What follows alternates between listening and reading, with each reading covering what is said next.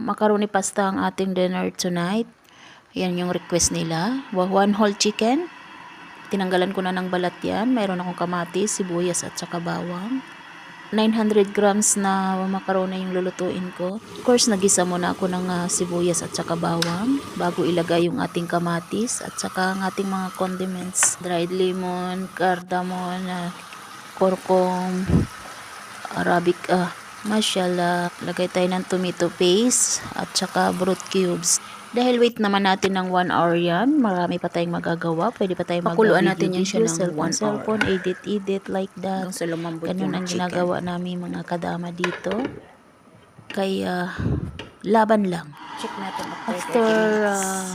pwede ka pang magkape kung anong gagawin mo. After 30 minutes, ito na siya. Ganda na niya. 15 minutes bago mag 1 hour, nagpainit na ako ng tubig dyan. Dyan natin iboboil yung ating macaroni. After that, pinalamig ko yung macaroni.